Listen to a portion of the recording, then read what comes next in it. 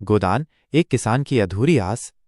होरी नाम का एक किसान था जो अपनी जिंदगी में बस एक ही सपना देखता था, एक गाय खरीदना। उसके लिए गाय सिर्फ एक जानवर नहीं थी, बल्कि घर की लक्ष्मी थी, मान सम्मान का प्रतीक थी। होरी दिन रात खेतों में जी तोड़ मेहनत करता था। उसकी पत्नी धनिया भी कंधे से कंधा मिलाकर चलती थी। दोनों की आंखों में बस एक ही आस थी, एक दिन उनके आंगन में भी एक दूध देने वाली गाय होगी।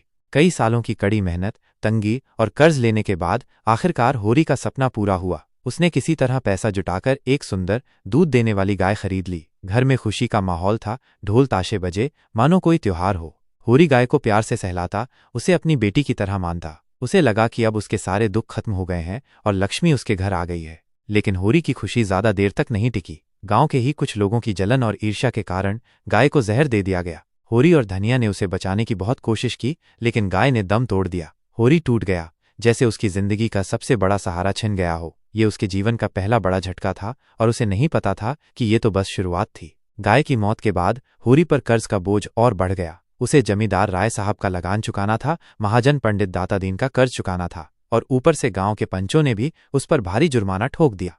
होरी गांव के ठेकेदारों और समाज के पाखंड के जाल में फंसता चला गया। हर कोई उसे निचोड़ने पर तुला था। होरी अपनी ईमानदारी पर अड़ा रहा, लेकिन हर दिन उस पर नए जुल्म होते रहे।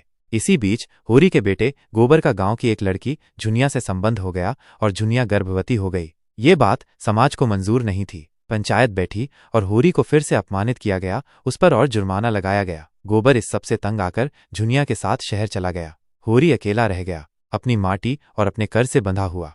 होरी की कमर टूट चुकी थी। वो अब खेतों में काम करने के अलावा शहर जाकर मजदूरी भी करने लगा। पत्थर तोड़ता, ईंटें ढोता। उसके हाथ छिल गए, शरीर थककर चूर हो गया, पर उसने कभी हिम्मत नहीं हारी। वो बस यही सोचता रहा कि उसे कर्ज चुकाना है, धनिया को आराम देना है। उसने जिंदगी भर दूसरों की सेवा की, सबके लिए खड़ा रहा, पर उसे बदले में सिर्फ शोषण और अपमान मिला।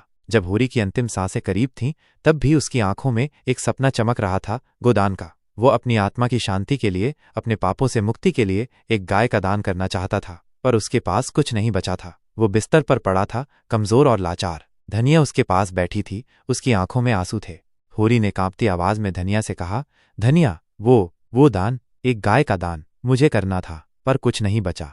धनिया ने अपनी फटी साड़ी के पल्लू से 1 रुपया निकाला और रोते हुए होरी के हाथों में रखा। उसने कहा, यही है तुम्हारा गोदान, होरी, यही है तुम्हारा सब कुछ। तुमने तो जीवन भर अपना गोदान किया है, अपनी ईमानदारी और अपनी मेहनत दान कर दी। होरी की आंखें बंद हो गईं और उसके हाथ से वो अकेला रुपया जमीन पर गिर गया। धनिया उसे देखती रह गई, उसके चेहरे पर अपार दुख और विवशता थी। गोदान सिर्फ एक उपन्यास नहीं है, ये भारतीय किसान के जीवन की एक जीवंत और मार्मिक तस्वीर है। ये उस हर ईमानदार इंसान की कहानी है जिसे समाज और व्यवस्था के चक्र में पिसना पड़ता है। ये हमें सोचने पर मजबूर करता है कि क्या सचमुच ईमानदारी की इतनी बड़ी कीमत चुकानी पड़ती है? क्या एक आदमी को अपने छोटे से सपने पूरा करने के लिए अपनी पूरी जिंदगी कुर्बान करनी पड़ती है? प्रेमचंद ने इस कहानी से उस दौर के समाज का आईना दिखाया है, जो आज भी उतना ही प्रासंगिक लगता है।